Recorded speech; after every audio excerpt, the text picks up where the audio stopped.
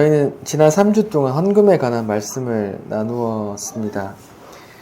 구약에서 구원자로 예언되었던 예수님이 이 땅에 오셔서 십자가 지심으로 모든 하나님의 뜻을 이루셨어요.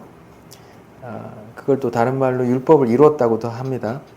그러므로 십자가 이후에는 예수께서 영원한 희생 제물이 되셨고 또 대제사장이 되셨기 때문에 더 이상 우리에게는 제사도 필요 없고 제사를 맡는 제사장도 필요 없고 레위인도 필요가 없다고 히브리서 7장에서 10장 사이에 그렇게 기록하고 있어요. 그러니까 예수 십자가의 모형이었던 제사가 없어졌기 때문에 소를 갖고 올 필요도 없고 양을 갖고 올 필요도 없고 곡물도 갖고 올 필요도 없고 봉헌물도 필요 없고 그런 제사를 하는 제사장도 필요 없기 때문에 제사장을 위한 11조도 필요 없게 되었다는 말씀을 드렸어요.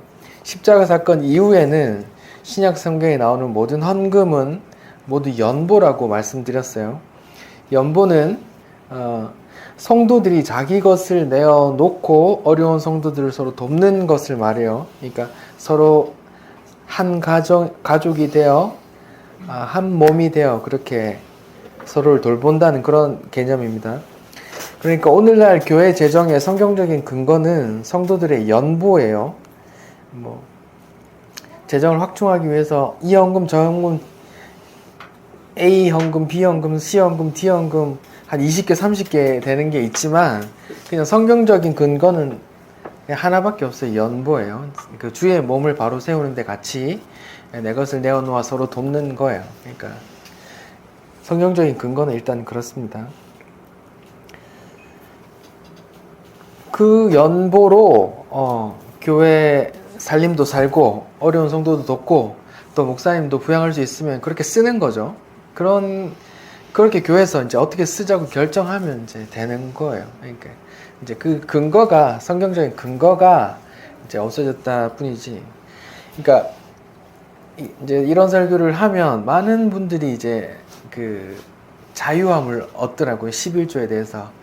와, 너무 좋다. 이제 11조를 안 내도 된다. 이렇게만 생각하시는데, 그거는 이제 그 연보라는 개념을 잘 몰라서 그래요. 연보라는 개념은 10의 1을 내고, 아이고, 이제 자유한 게 아니라, 연보라는 개념은 내 것이 아니다는 말이거든요.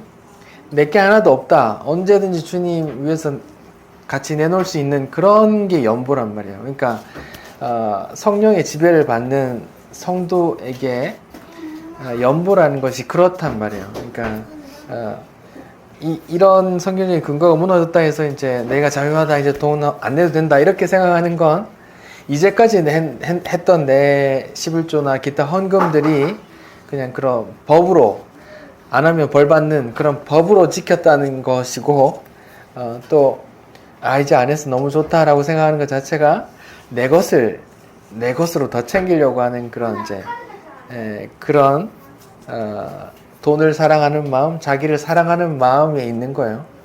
그렇다는 말씀을 드립니다. 연보는 더 나아가면 더 나아간 거지 그런 거예요. 내 것이 아닙니다. 청지기, 선한 청지기, 내 거 아니에요. 다 주인 겁니다. 그리고 할 만큼 다 하고서 하는 말이 뭐예요? 무익한 종 다만 할 일을 했을 뿐입니다. 이렇게 하는 거예요. 왜냐하면 다 주인의 것이고 내가 주인의 것을 잠깐 맡았다가 주인 뜻대로 잠깐 쓰다가 또 나도 가고 다음 또 청지기가 오는 거고 그런 상황이니까요.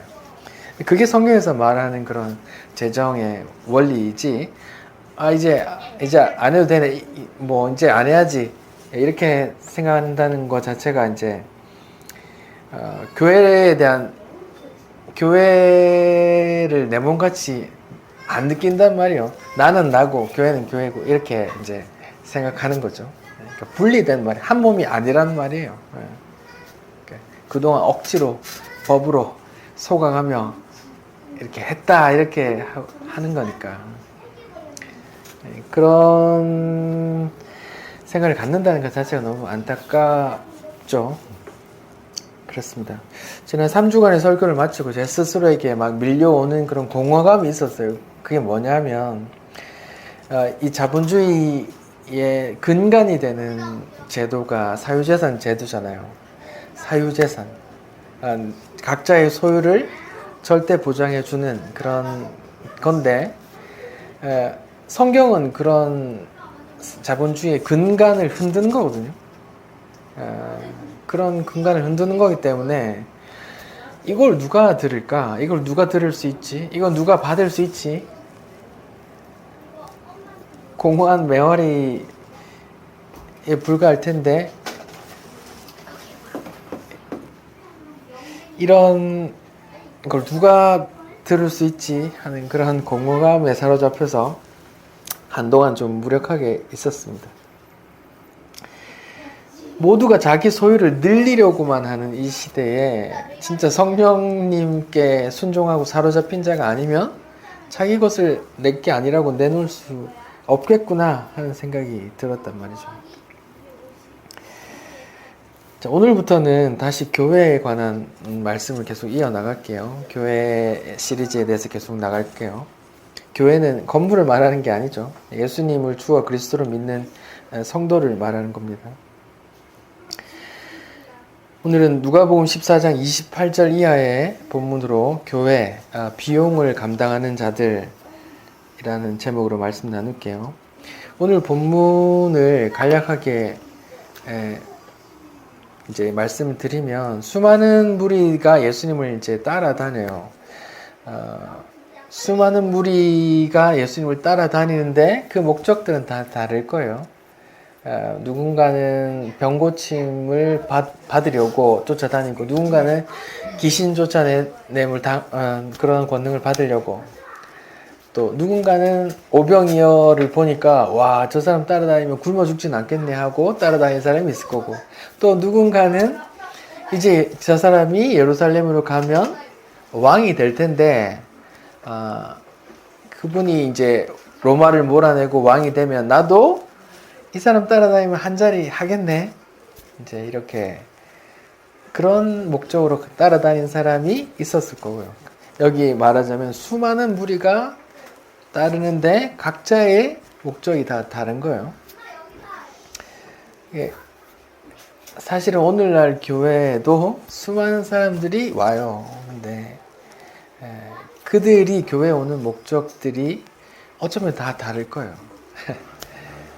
내 아들 대학 입시 때문에 오는 사람이 있을 거고 아니면 어떤 큰 병을 좀 나았으면 하고 어쩌면 사업에 잘 됐으면 어떤 분은 그냥 소박하게 내 묵고 사는 거 지금 이렇게 좀 평안하게 잘 지켜줬으면 하고 오는 사람도 있을 거고요. 각자 다 오는 목적들이 다 다를 수 있어요. 말하자면 그때의 상황이나 오늘 상황이나 똑같다고 이렇게 보시면 되는데 이런 수많은 무리에게 예수님께서 갑자기 돌아서서 따르던 무리에게 하시는 말씀이에요. 갑자기 26절이요.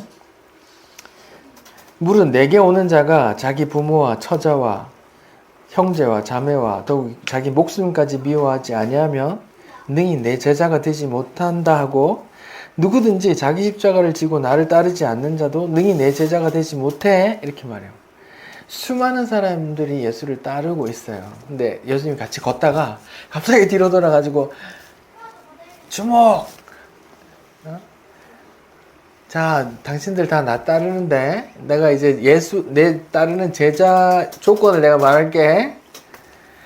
부모 미워할 수 있어야 돼. 형제 자매 미워할 수 있어야 돼. 심지어 네 목숨까지 미워할 수 있어야 돼. 네 십자가를 지고 나를 따르지 아니하면 내 제자가 되지 못해. 이렇게 엄청 빡센 조건을 달아요. 수많은 무리들이 왔다가 예수님이 이런 말을 듣고 사실은 이제 기록은 없지만 많이들 떠나갔을 거예요.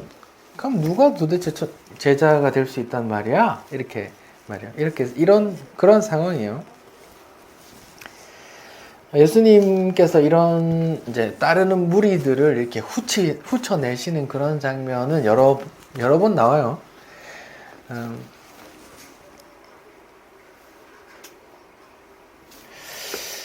예를 들면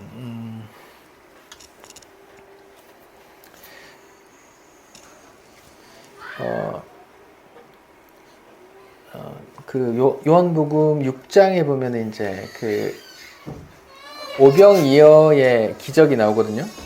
오병이어 기적에서 이제 보리떡 5개와 물고기 2마리로 수많은 사람 5,000명을 먹이니까 사람들이 와 하고 엄청 따랐단 말이죠. 그 따르는 무리에게 예수님이 하시는 말씀이, 야, 니네가 날 지금 따르는데 너희가 날 따르는 건 표적이란 말은 사인이란 말인데,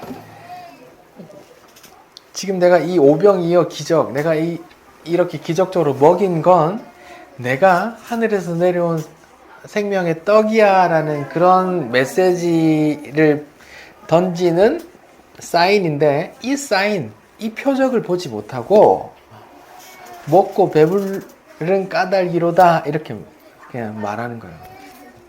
예수님께서 따르는 무리들의 마음을 꿰뚫고 이렇게 호통치시는 거예요. 야, 니네가 정말 나를 하나님께서 보내신 구원자로 하늘에서 내려온 생명의 떡으로 나를 따르는 게 아니라 그냥 먹고 배불러서, 그게 무슨 말이에요? 이 땅의 것을 주니까, 채워주니까 단지 그걸로 날 따르네 썩 물렀거라 이렇게 말하는 거예요. 아니야, 나는 하늘에서 내려온 생명의 떡이야, 내 살을 먹고 마셔 하니까 사람들이 우수수 떠났어요. 미쳤나? 우리가 무슨 식인종인 줄 아나? 왜 지 살과 피를 먹으라고 해? 줘도 안 먹을 텐데 이렇게 이해를 못하고 간단 말이에요. 예수님은 그렇게 이해 못하는 놈 떠나라고 그렇게 말씀을 던지시고 그리고 예수님께서 계속 반복해서 말하죠. 오늘 본문도 있지만 귀 있는 자만 들어 이렇게 말해요. 하나님께서 내게 보내준 자만 내게 왔으면 좋겠어 이런 말이에요. 하나님께서 보내주지 않은 자는 절대로 날 따라올 수 없어 이렇게 하면서 계속 수많은 사람들이 밀려올 때 이렇게 바리케이트를 치는 거예요. 자, 이런 장면들이 성경에 반복되는데 이런 장면을 보면 오늘날 교회의 어떤 전도와 얼마나 달라요. 오늘날 교회의 전도는 어때요? 무조건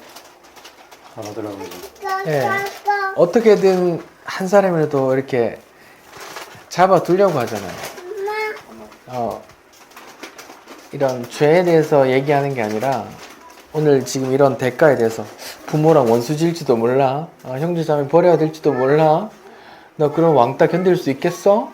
사회적으로 매장당할 수도 있는데, 어쩌면 그 테러 당해서 목숨 잃을 수도 있는데, 이런 말 안 하고 예수 믿으면 좋은 일 생긴대, 사업이 잘 된대, 누구는 예수 믿어서, 누구는 교회에 다녀서 저렇게 부자가 됐대, 누구는 어디 들어갔대, 막 이러면서 계속 이런 이야기들만 하고 초대하는 거잖아요.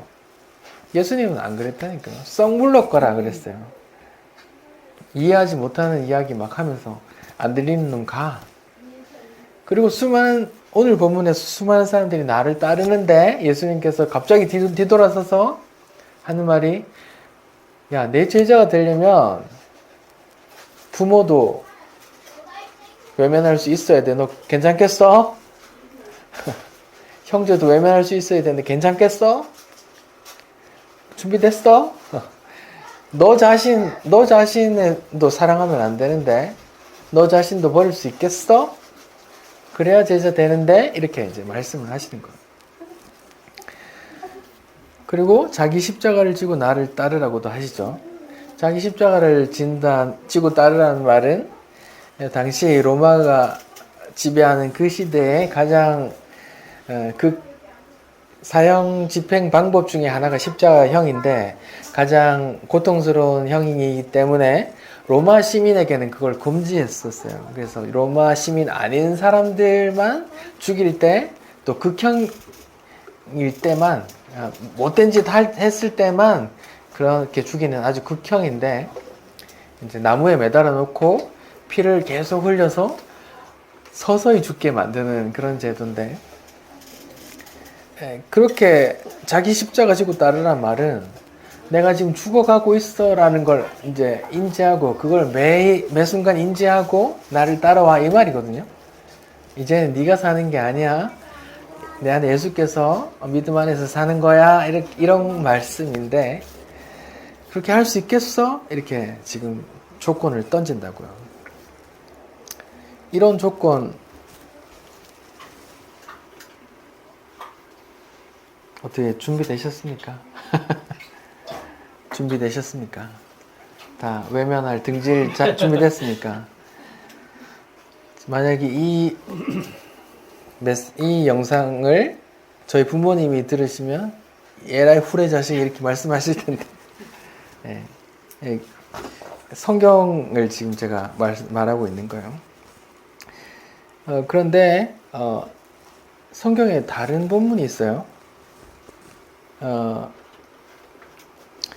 디모데전서 5장 8절에 이런 말씀이 있어요. 제가 읽어볼게요. 디모데전서 5장 8절에 누구든지 자기 친족, 특히 자기 가족을 돌보지 아니하면 믿음을 배반한 자요 불신한 자보다 더 악한 놈이야, 이렇게 말해요.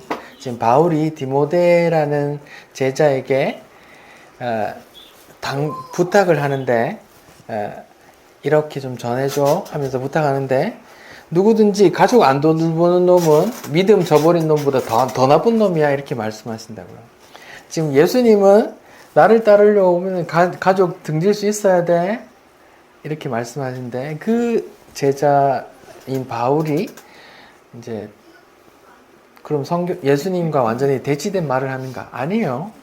대치된 말은 아니고, 당연히 가족 돌봐야죠. 가족 안 돌보는 놈은 불신자보다 더해. 예수 배반한 사람보다 더해. 더 나쁜 놈이야 라고 말하고, 그럼 예수님 지금 이 말씀은 뭐냐? 믿음에 대해서 선택의 기로에 있을 때, 믿음에 관해서 그런 부모와 형제와 혹은 자기 사랑이 부딪혔을 때 그 모든 것들이 다 제쳐져야 된다는 말이에요. 가족을 무조건 등지고 이런 말이 아니란 말이죠. 이런 본문을 근거로 이제 신천지에서 청년들을 막 다 가족하고 단절시켜요. 네, 그래서 신천지의 자녀를 빼앗긴 부모들이 정말 피눈물 흘리는 걸 많이 보잖아요. 심지어는 어떻게 해서 빼왔어요. 신천지에서 빼왔는데 계속 그 지령을 받아, 문자나 뭐 텔레기라면 이렇게 우리가 언제 갈 테니까 언제 이렇게 도망쳐, 이렇게. 예, 그 지령을 받고 집에 가다 놨는데, 아파트에서 뛰어내렸는데 밑에서 기다리고 있다고 하면서, 근데 뛰어내렸는데 죽었어. 그런 사건도 있더라고요. 그러니까 예수님을 부인하는 그런 문제에 대해서 선택의 기로에 섰을 때는 당장히 이렇게 예수를 선택할 수 있어야 되는데, 가족이라도, 심지어 자기 사랑이라도, 형제라도, 처자식이라도 예수 선택하는 문제에 있어서는 이게 맞는데, 그 신천지 사건에서는 뭐 한 거예요? 예수를 선택한 게 아니라 이만이라는 이단 집단을 선택한 거잖아요. 이단이라는 게 뭐예요? 다를 이의 끝단자거든요. 그 비슷한 이야기로 가다가 끝이 다르단 말이에요. 이 본문 예수님께서 분명히 하신 말씀 맞습니다. 구원에 관해서, 믿음에 관해서 선택의 기로에 있을 때는 단호하게, 내가 죽더라도, 내가 심지어 내 생명을 잃는다 할지라도 예수를 택하고 영생을 취하는 게 맞지만, 그 예수에 대한 선택이 아니라 뭐예요? 자기 신념이나 어떤 이단 집단, 이단 교주에 대한 충성을 위해서 선택하면 그런 후레자식이 없어.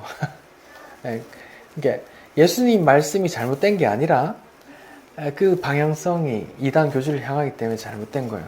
이 말씀은 분명히 성경에 있는 거란 말입니다.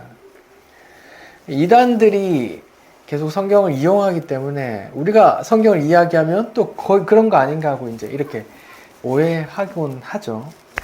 제가 말씀을 준비하면서 9월 6일에 방영된 PD 수첩 사라진 아이들과 비밀의 왕국인가? 돌나라 박명호 교주에 대해서 이야기를 했는데, 그 사람이 우리나라에 자기가 재림예수다라고 말하는 사람이 한 200명 교주가 돼요. 근데 그 중에 뭐 정명석도 있고 뭐 문선명도 있고 뭐 박영선도 있고 박윤선도 있고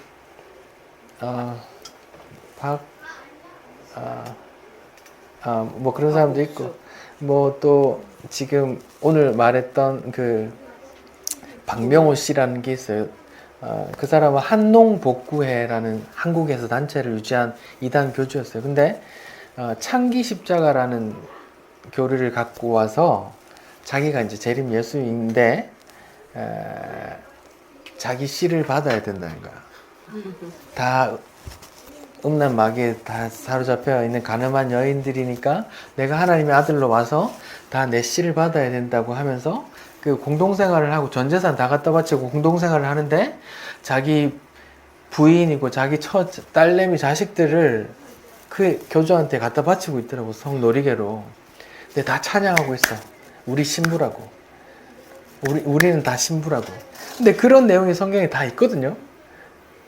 성경에 없는 내용을 말하는 게 아니라 그게 뭐만 바꿨어요. 우리는 다 예수님의 신부 맞거든요. 남자나 여자나 신부예요. 근데 예수님의 신부죠. 근데 그 예수를 자처하는 어떤 다른 교주가 자기 그 예수의 자리에 차지하고 있는 거잖아요. 성경이 틀린 게 아니라 그 방향성이 틀렸단 말이에요. 이단 교주를 향해서.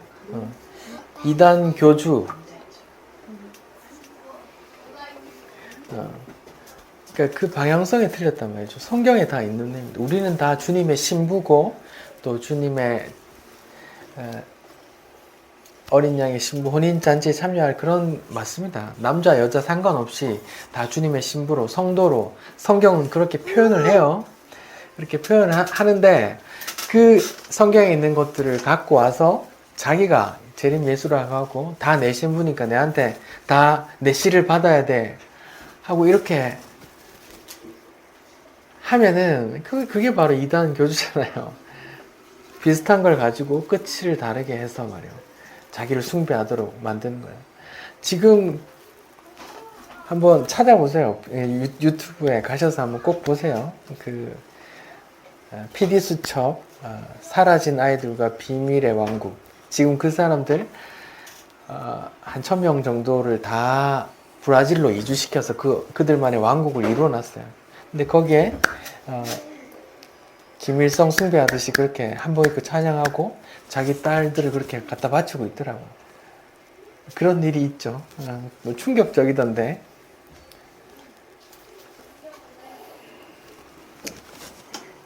근데 PD수첩에 찾아가서 그 사람들 취재하는데 그 사람 이제 대변인 같은 마을 어른들이 나오셔서 말하는데 너무 진지하더라고요. 진짜 믿고 있는 것 같아요. 그 사람이 재림 예수라고.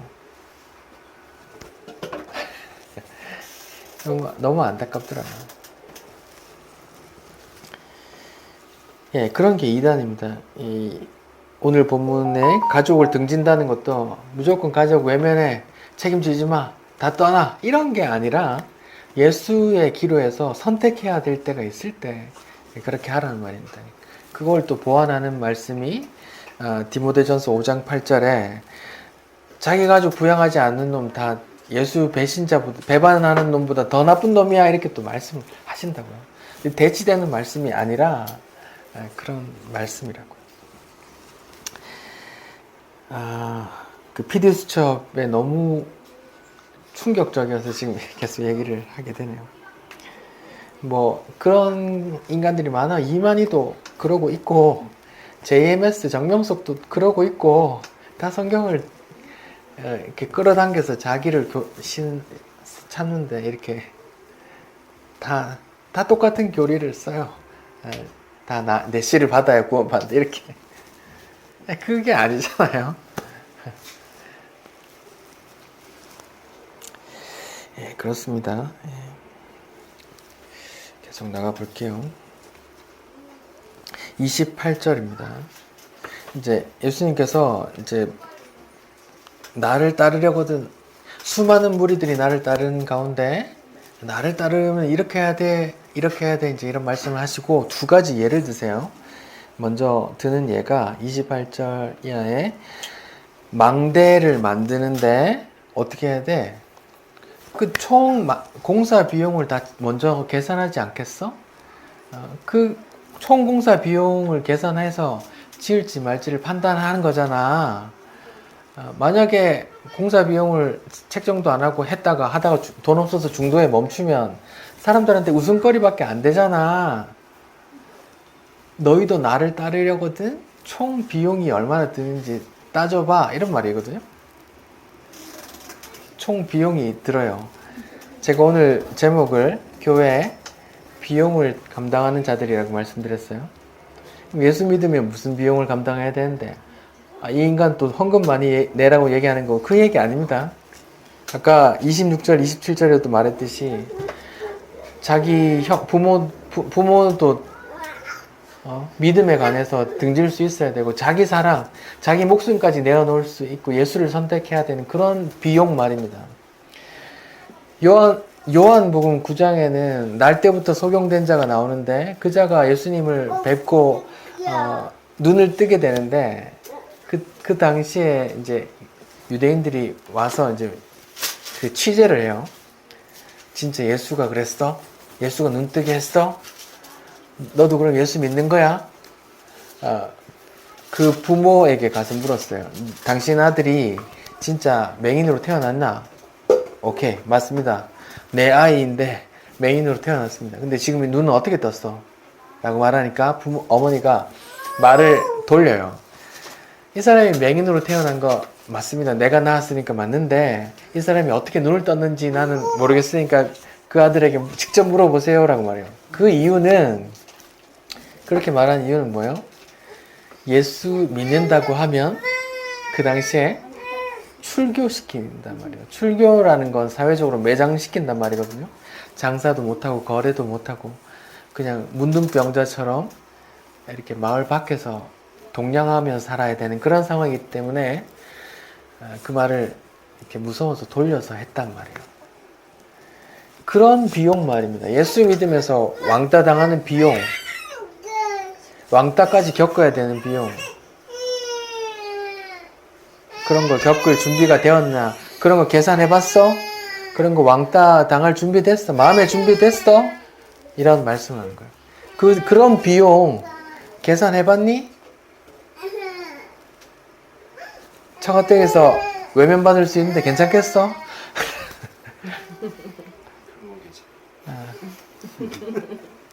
그런 걸 따져보라는 거예요. 그런 비용 계산해봤어? 이런 말이에요. 그게 안 되면, 안 되겠다 싶으면 아예 시작도 하지 말고 떨어져 나가 이런 말이에요. 오늘날 교회의 전도와 다르죠?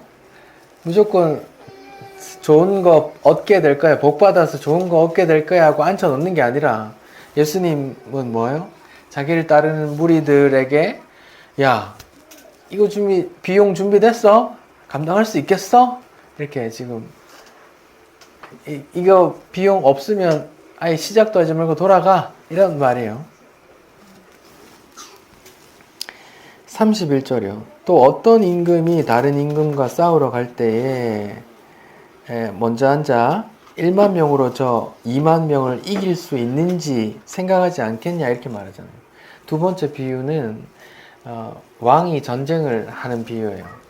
왕은 책임자잖아요. 전쟁을 해서 이기면 저 나라를 다 먹는 거고 지면 내가 쪽박 다 차는 거잖아요. 그래서 먼저 쪽박 차기 전에 먼저 헤아려 보지 않겠어?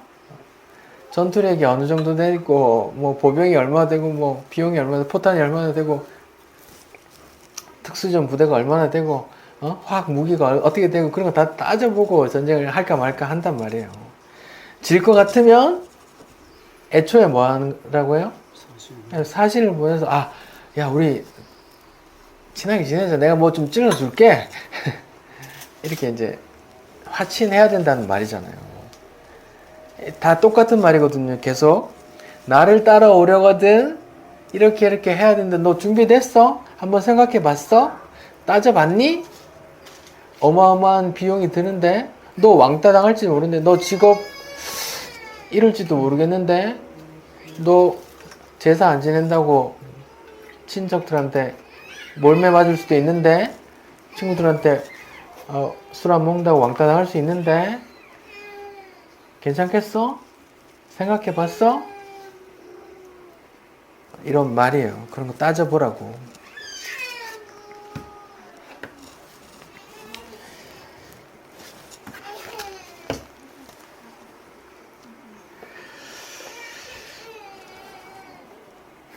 여러분 어떠세요?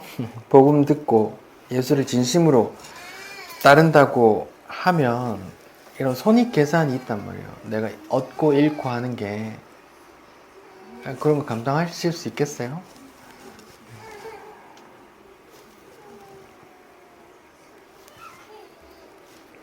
성도는 이 땅에서 나그네라는 정체성을 갖게 되는데 모두가 다 이 땅에서 털을 잘 잡아 천년만년 살 것처럼 그렇게 안정을 추구하고 사는 이 세상 속에서 예수 딱 믿는 순간 나그네라는 그런 정체성을 턱 받는데 거의 융화되지 못하고 그렇게 살 텐데 괜찮겠어요?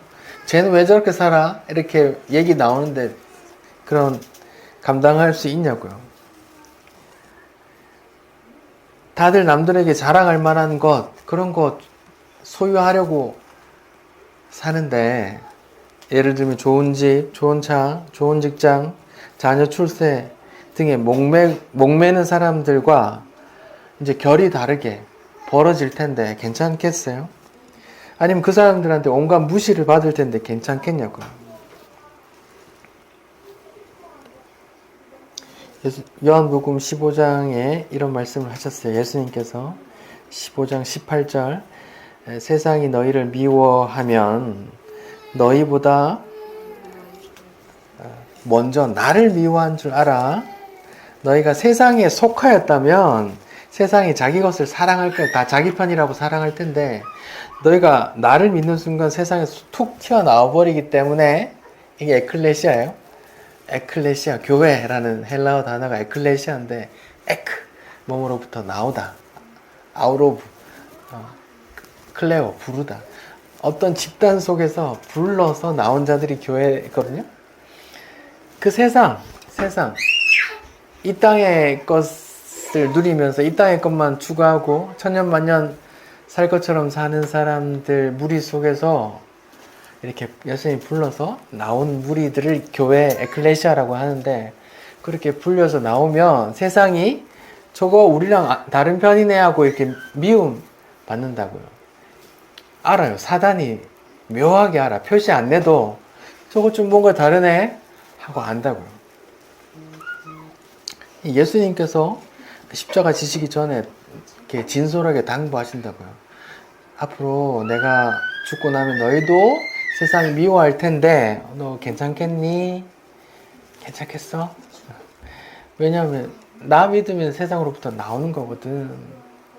나 믿는다고 하면서 계속 세상에 있는다는 건 말이 안 되는 거거든. 공존할 수 없어. 물과 기름이야. 네가 나를 믿는다는 것 자체가 물 위에 떠버린 기름이 되는 건데 괜찮겠어? 이렇게 말씀하시는 거예요.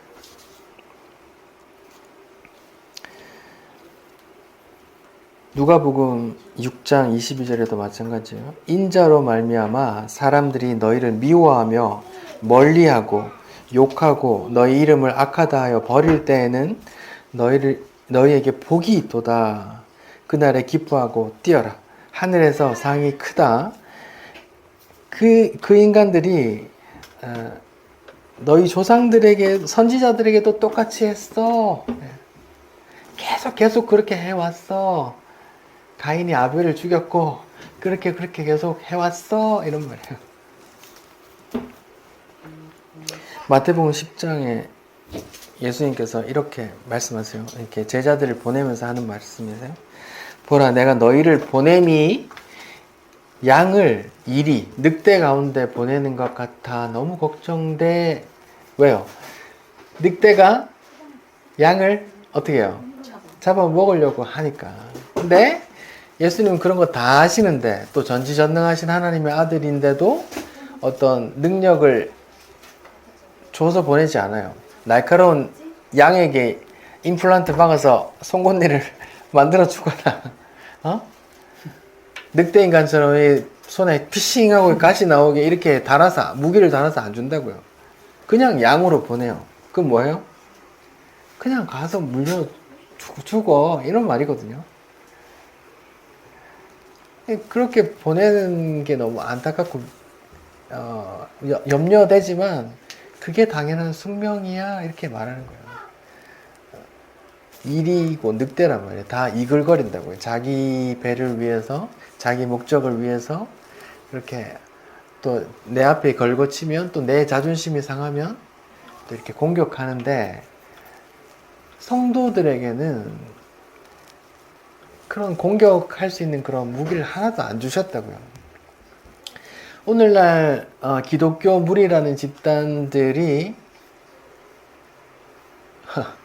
공격받으면 온갖 배로 공격을 하더라고요. 뭐 태극기와 관련된 어떤 교회 무리들, 얼마나 공격적인지 몰라요. 주님하고 상관없는 무리일 수 있어요. 이 말씀에 따르면 주님께서 보내는 그 성도 제자들은 이빨도 없고 발톱도 없는 양으로 보내거든요. 그냥 죽어 하고. 다윗이 자기를 죽이려고 온 사울을 죽이지 못하고 그냥 옷만 빼고 어이구 덜덜 떨면서 이 죄의식 가졌던 그런 사람들처럼 그렇게 보내거든요. 주님의 자녀들은. 왜냐하면 모든 심판을 누구에게 맡기는 거예요? 예, 하나님께, 주님께 나중에 재림하셔서 우리의 신원을 다 갚아 주실 거야 라고 믿으니까.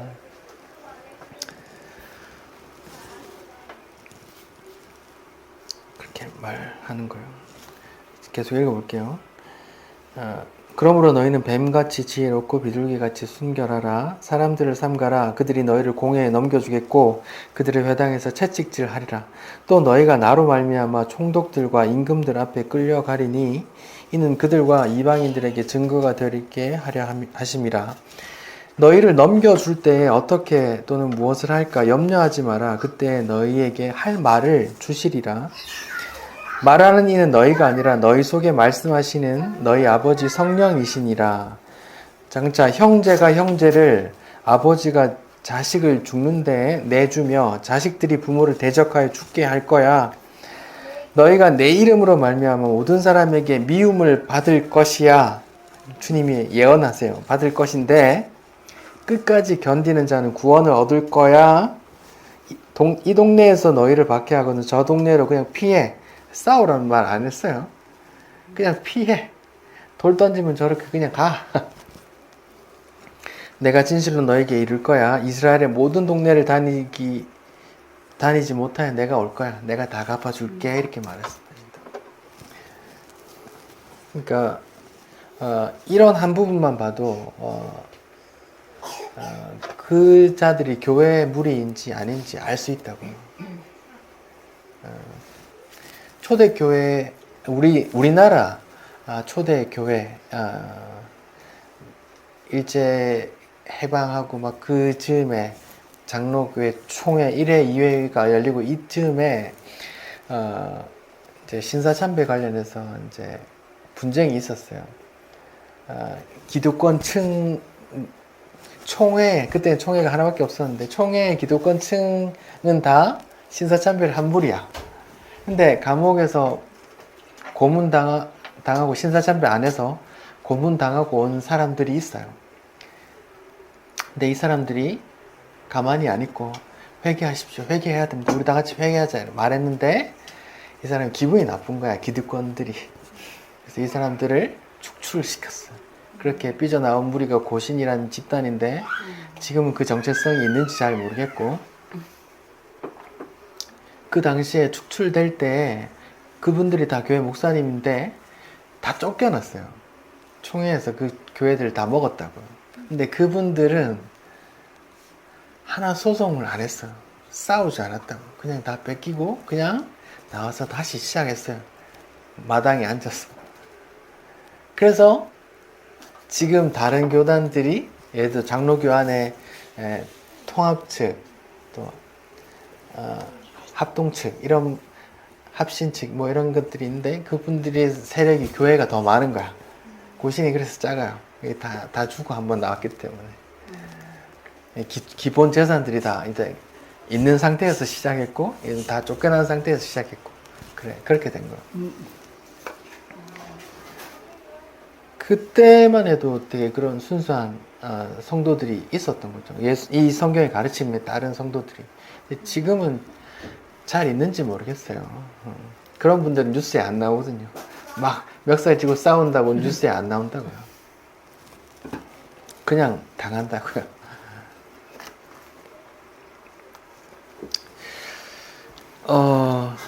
우리 같이 말씀을 하는 구절 찾아봅시다. 에베소서입니다.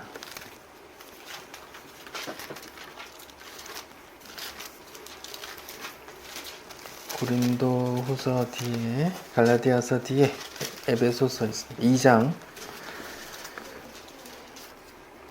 우리 같이 읽어봅시다. 1절부터 3절 읽어봅시다. 시작. 그는 허물과 죄로 죽었던 너희를 살리셨도다. 그때 너희는 그 가운데 행하여 이 세상 풍조를 따르고 공중의 권세 잡은 자를 따랐으니 곧 지금의 불순종의 아들들 가운데서 역사하는 영이라. 전에는 우리도 다 그 가운데서 우리 육체의 욕심을 따라 지내며 육체와 마음에 원하는 것을 하여 다른 이들과 같이 본질상 진노의 자녀였더니 이렇게 나와요. 제가 이제 이 말씀을 드리는 건 이제 세상과 구별됨에 대해서 말씀을 하려고 하는 거예요. 지금 여기에 2장 1절에 에베소서 2장 1절에 보면 허물과 죄로 죽었던 너희들 이렇게 나오잖아요. 그러니까 우리가 옛날엔 죽었었어. 이 죽음은 내가 숨쉬고 있는데 살아있는데 이런 죽음을 말하는 게 아니라 하나님과 단절됨을 말하는 거예요. 하나님과 단절됨 혹은 성령의 다스림 아래 있는 것이 아닌 내 마음대로 살고 내 뜻대로 내 주장대로 내 의지대로 사는 내 욕망대로 내 탐심대로 사는 그런 상태를 죽었다고 말하는데 이제 2절부터 자세하게 설명이 나와요. 그때 내가 예수 믿기 전에 말이에요. 그때는 너희는 그 가운데 죽은 가운데서 행하여 이 세상 풍조를 따르고 나오죠. 공중 권세 잡은 자를 따랐으니 곧 지금 불순종의 아들들 가운데 역사하는 영이라 이렇게 나와요. 죄와 허물과 죄로 죽었던 상태, 하나님과 단절된 상태를 설명하기를 뭐한 사람들이야? 뭘 따르는 사람들? 세상 풍조를 따르는 사람, 다른 말로 공중권세 잡은 자, 사단의 지배 아래 있는 자들이에요. 한번 생각해 봅시다. 이 세상에 지금 오늘 이 시대에 를 지배하는 이데올로기 그러니까 뭐예요? 예를 들어서 그냥 제일 쉽게 유튜브에서 가장 핫한 컨텐츠가 뭐예요? 먹방인가요? 먹방보다 더 센 게 있는데. 돈 벌기. 네, 맞습니다. 네. 주식. 네. 주식, 부동산. 돈 컨텐츠, 부자 되기 컨텐츠예요. 네. 돈 어떻게 하면 돈을 아끼고 어떻게 하면 종잣돈을 만들어서 어떻게 하면 불리는가? 어떻게 하면 이제 대출이라는 레버리지를 충분히 이용해서 이익을 극대화하는가? 지금 부동산 경기와 주식과 코인과 이런 시세가 이러하니 여기에 집중해야 됩니다. 달러가 세지고 있습니다. 금이 세지고 있습니다. 원자재가 오르고 있습니다. 뭐 이렇게 지금 계속 분별하면서 이렇게 계속 말해요. 이렇게 해야 됩니다. 다 무슨 컨텐츠예요? 네, 부자 되기 컨텐츠거든요.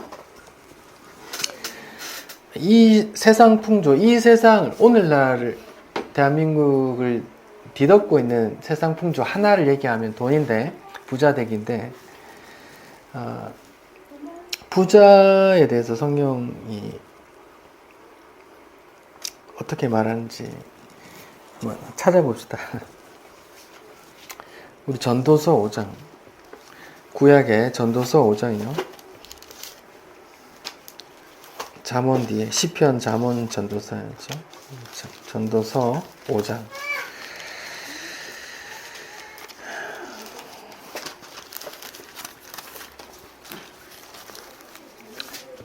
오 장 10절부터요.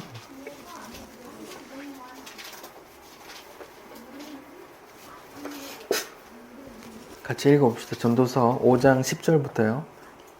17절까지. 시작. 은을 사랑하는 자는 은으로 만족하지 못하고 풍요를 사랑하는 자는 소득으로 만족하지 아니하느니 이것도 헛되도다. 재산이 많아지면 먹는 자도 많아지니 그 소유주들은 눈으로 보는 것 외에 무엇이 유익하랴. 노동자는 먹는 것이 많든지 적든지 잠을 자고와 부자는 그 부유함 때문에 자지 못하느니라. 내가 해 아래 큰 패단 되는 일이 있는 것을 보았나니 곧 소유주가 자유를 자기에게 해가 되도록 소유하는 것이라. 그 재물이 재난 당할 때 없어지나니 비록 아들은 낳았으나 그 손에 아무것도 없느니라. 그가 모태에서 벌거벗고 낳았은즉 그가 나온 대로 돌아가고 수고하고 는 것을 아무것도 자기 손에 가지고 가지 못하리니 이것도 큰 불행이라. 어떻게 왔든지 그대로 가리니 바람을 잡는 수고가 그에게 무엇이 유익하랴. 일평생을 어두운 데서 먹으며 많은 근심과 질병과 분노가 그에게 있느니라. 이렇게 지혜서라고 말하는 전도서에서 이제 이렇게 지혜의 교훈을 주기를, 은을 사랑하는 자는 은으로 만족하는 법이 없어. 우리 부자 되고 싶은데 얼마 부자 되면 만족하시겠어요?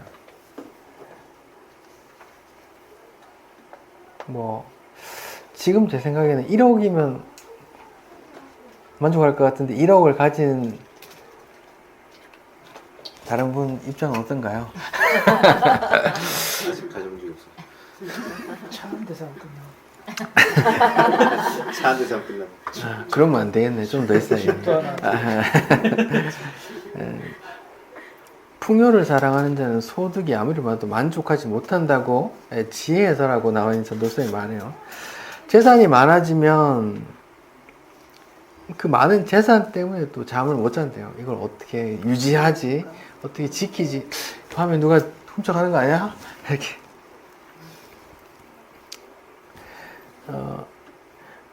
5장 13절, 전도서 5장 13절에 내가 해 아래 큰 패단, 어떤 문제가 있는 걸 봤는데, 재물을 가진 소유주가 재물을 자기에게 뭐가 되도록 소유한다고요?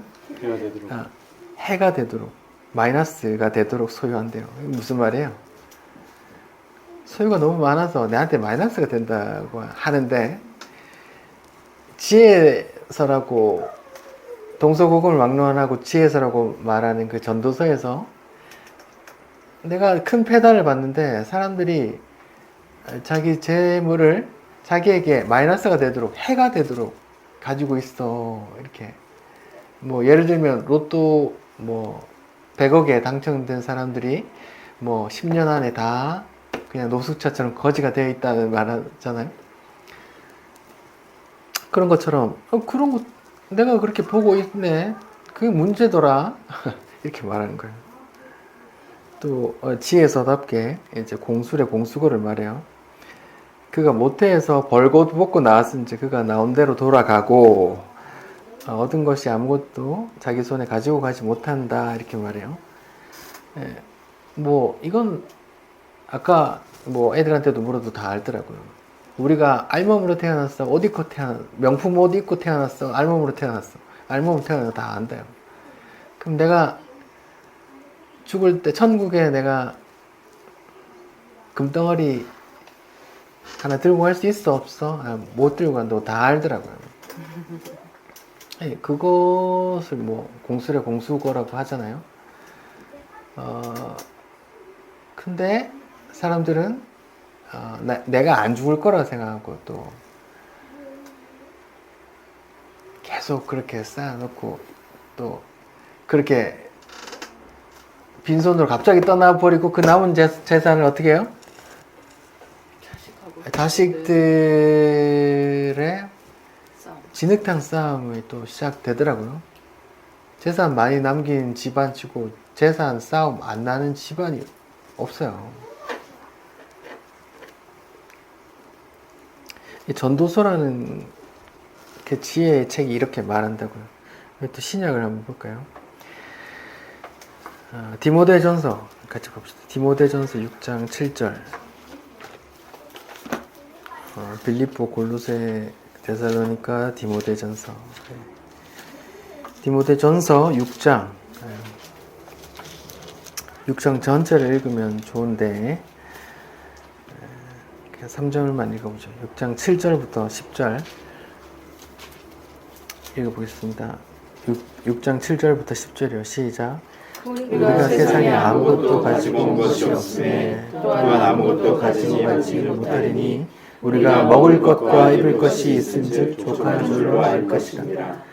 부하려 하는 자들은 시험과 올무와 여러 가지 어리석고 해로운 욕심에 떨어지나니 곧 사람으로 파멸과 멸망에 이르게 하는 것이라. 돈을 사랑함이 일만하게 뿌리가 되나니 이것을 탐내는 자들은 유혹을 받아 믿음에서 떠나 많은 근심으로써 자기를 질렀도다. 현대인의 성도들이 오늘날 교회 다니는 성도들이 가장 싫어하는 구절 중에 하나가 이 구절이야. 돈을 사랑하는 게 일만하게 뿌리야. 왜요? 이 시대의 풍조가 뭐예요? 이 시대를 지배하고 있는 풍조가 부자되기거든요. 교회에서 그 탐심을 자극해요. 너 할 수 있어. 너 기도하면 부자 될 수 있어. 라고 말해요. 헌금 많이 해봐. 하나님께서 100배로 안 주시는가? 근데 성경은 말해요. 분명히 저는 성경이 진리라고 믿는데 돈을 사랑함이 일만하게 뿌리래요.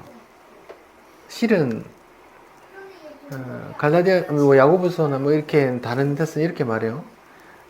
말세에 이런 징조가 나타날 건데 돈을 사랑하고 자기를 사랑하고 이렇게 말하잖아요. 말세의 징조거든요. 주님 오시는 게 말세인데 말세 지말 재림 전이기 때문에 말세 중에 말세란 말이죠. 돈을 사랑한다는 것 자체가 돈으로 뭘 하기 위해서요? 내가 편하게 살기 위해 결국은 자기를 사랑하는 마음으로 기결되거든요. 그 마음이 죄란 말이에요. 일만하게 뿌리 되는 죄, 자기 사랑이요. 아까 주님께서 나의 제자 되려면은 뭐라고 말씀하셨어요? 네 목숨까지 버릴 수 있어야 돼. 자기 십자가 지고 따라야 돼. 라고 말하잖아요. 다 같은 맥락이에요. 근데 오늘날 성도들은 그냥 이런 말씀을 덮어두고 외면해요. 없는 것처럼 취급하고 교회에 와서 부자 되기를 간구한다고요. 하나님, 제가 교회에서 11조 제일 많이 하는 성도 되게 해주십시오.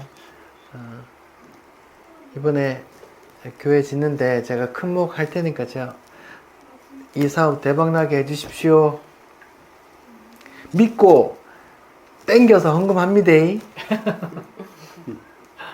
이렇게 자극한다고요.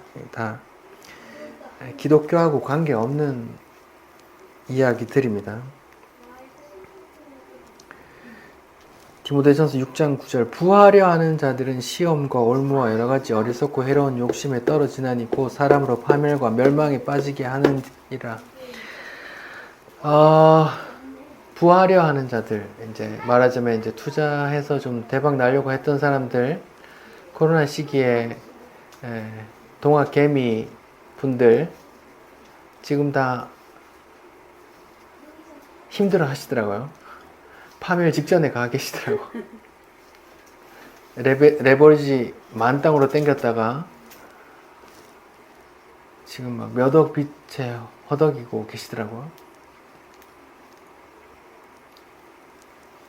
부하려 하는 자들 시험과 올무에 빠진다니까요. 이렇게 올라갈 때는 좋았죠. 아, 되는구나. 이렇게 올라가도 그것 때문에 잠을 못 잔다니까요. 올라가도 그거 누가 혼자 가면 어떡하지? 로또 1등 당첨돼서 100억을 내가 몰래 찾아왔어요. 근데 그게 소문이 나. 전화 자꾸 와요. 기부 좀 해주세요. 어디 기부 좀 해주세요. 기부 좀 해주세요. 근데 친구들이 알게 모르게 소문이 나. 그러면 이제 인연 다 끊고 어디 보안 철저한 그런 비싼 아파트에 들어가더라고요. 그게 해되는 거예요? 좋은 거예요? 인연 다 끊어지고.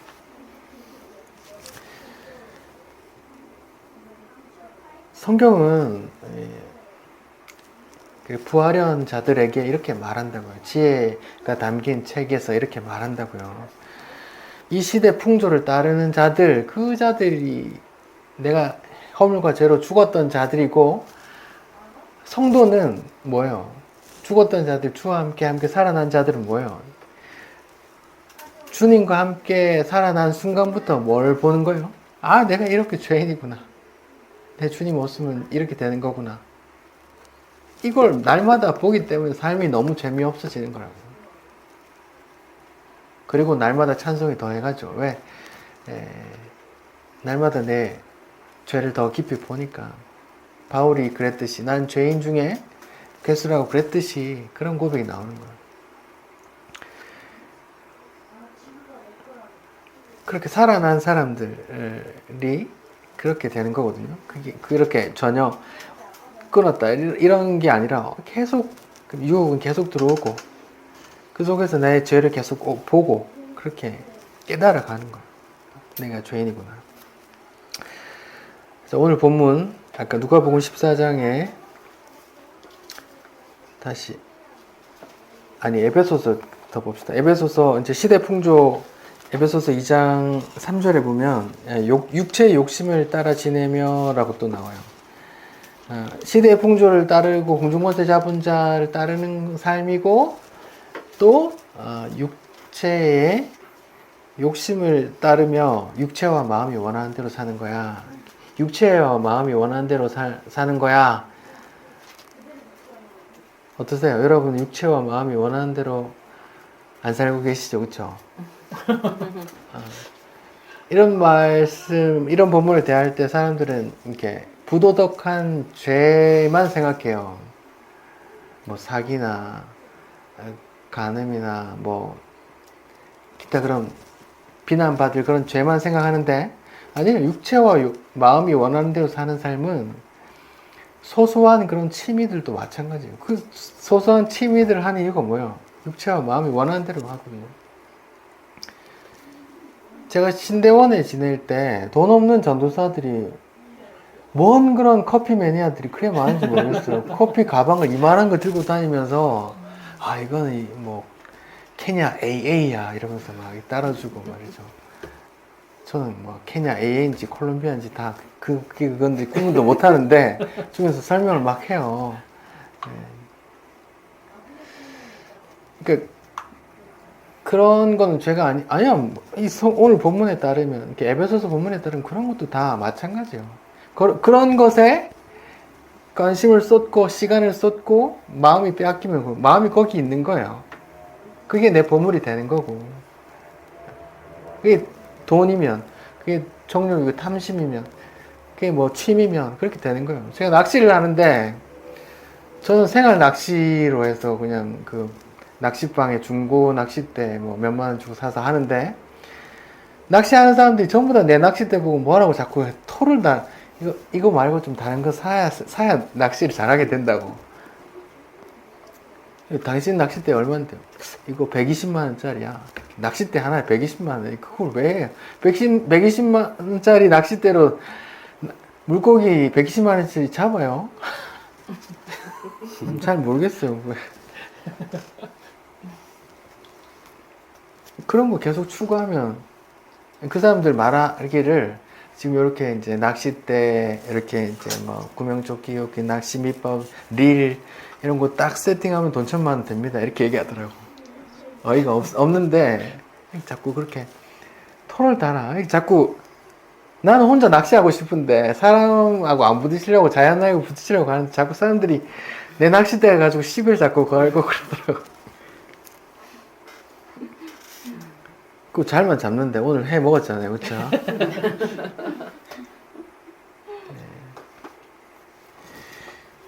그런 낚시 취미에 마음이 빼앗기면 그게 또 죄가 된다니까요. 육체와 마음이 원하는 대로 사는 삶. 그런 거야.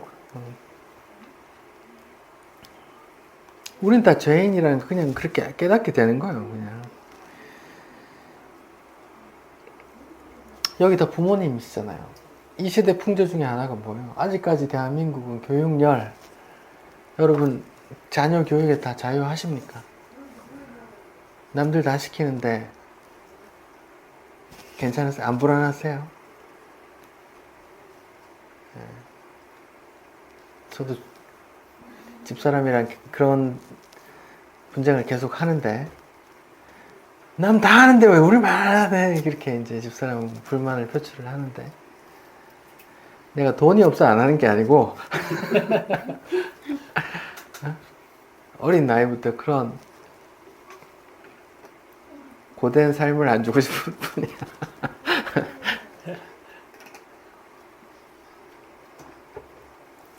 거기에 자유로울 수 있냐고요. 그럼 비난도 받아요. 나 낳고 너무 무책임한 거 아니야? 아이 뭐 애들 좀 놀게 하는 게 무책임한 건가? 그런 비난도 하시더라고.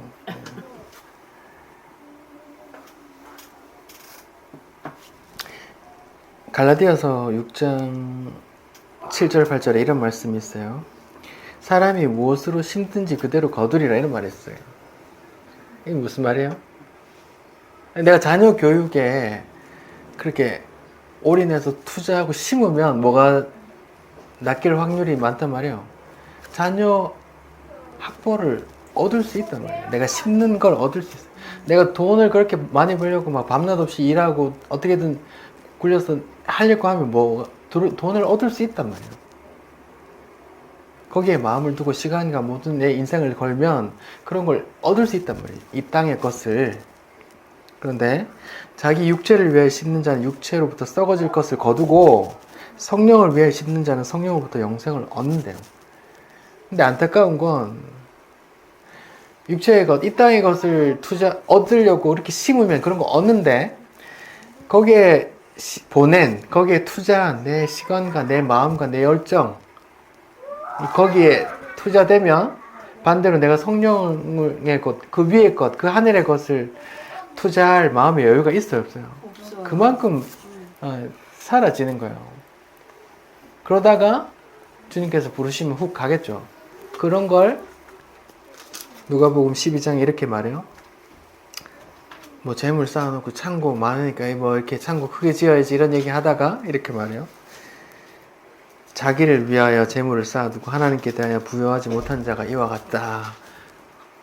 오늘 밤에 네 영혼 데려가면 네가 준비한 거 누가 갖냐? 바보야 이렇게 말하는 거예요. 심은 대로 거둬요. 내가 이거 돈 만들려고 하면 돈 얻어요. 내가 이 자리에서 직장에서 성공을 위해서 빡빡 기고 험한 일, 굳은 일 다 하고 하면 거기서 얻어요. 그 자리 얻어. 그렇게 투자한 만큼 내가 그 위의 것을 얻는데 심지 못한다니까요. 인생은 한 번뿐이잖아요. 시간도 한 번뿐이고. 내가 지금 뭘 심고 있는지 생각을 하셔야죠. 성도는.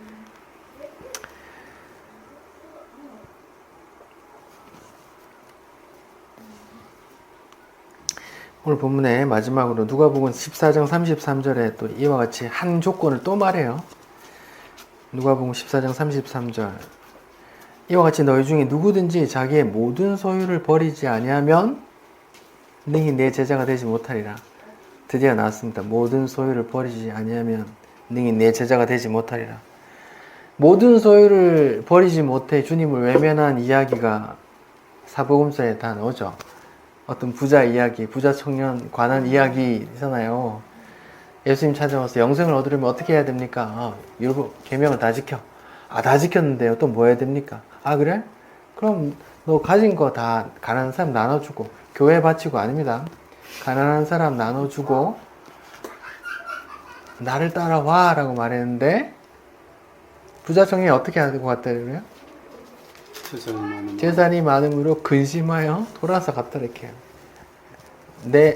하나님의 아들이시고 구원자시고 나의 주인 되신 주님을 돌아서 뭘 택해서 갔단 말이에요? 세상의 재물을, 이 땅의 것을 취해서 간 거잖아요. 이 땅의 것을 선택한 거잖아요. 그 기회 비용 다 투자할 수 있겠어? 라고 물으시는데 간단 말이에요. 오늘 본문의 이야기로 바꾸면 다 나눠주고 날 따라와봐. 오늘 본문으로 바꾸면 내 제자가 되려면 이런 비용 드는데 너 괜찮겠어? 다시 한번 생각해보고 하니까 다 돌아가더란 말이에요.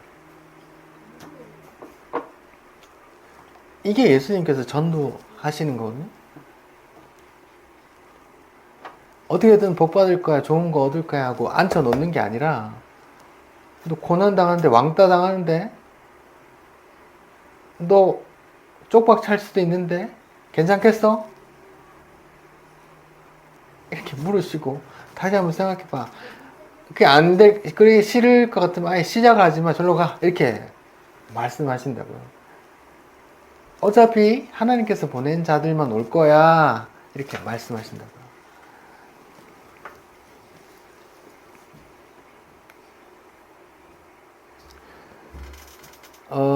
저는 매주 말씀을 전할 때 느끼지만,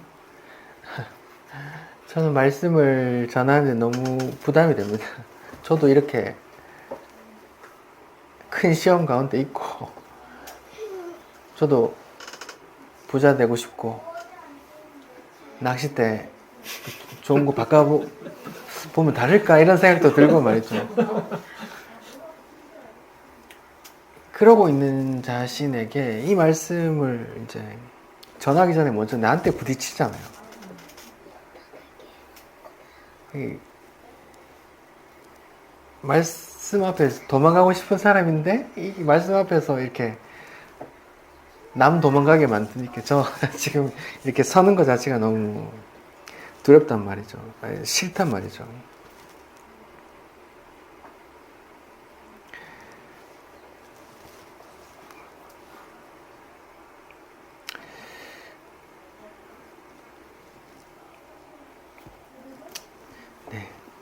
하나님께서 우리 모두에게 예수 믿는 그런 큰 비용을 기꺼이 감당해내는 믿음을 주시기를 기도합니다. 기도하겠습니다.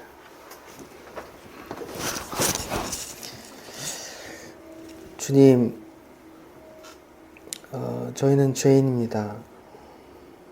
바울이 죄인 중에 괴수라고 말했다면 저희는 괴수 중에 괴수 중에 괴수입니다. 주님, 이런 말씀 앞에 저희가 어찌 섭니까? 하지만 주님께서 말씀하십니다. 돌아서 가는 부자 청년에게 주님께서 말씀하십니다. 사람으로는 할 수 없으되 하나님께서는 다 하시니라고.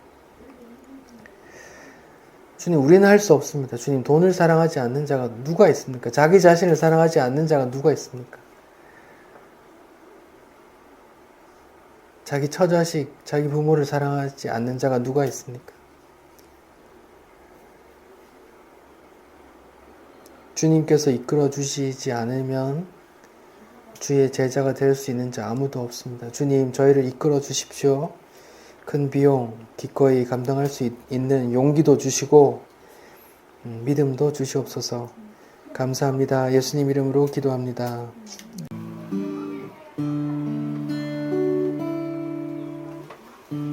은혜 아니면 살아갈 수가 없네. 호흡마저도 다 주의 것이니 세상 평안과 위로 내게 없어도 예수 오직 예수뿐이네. 그 신계획 다 볼 수도 없고 작은 고난에 지쳐도 주께 묶인 나의 모든 삶 버티고 견디게 하시네. 은혜 아니면 살아갈 수가 없네. 나의 모든 것 다 주께 맡기니 참된 평안과 위로 내게 주신 주 예수 오직 예수뿐이네.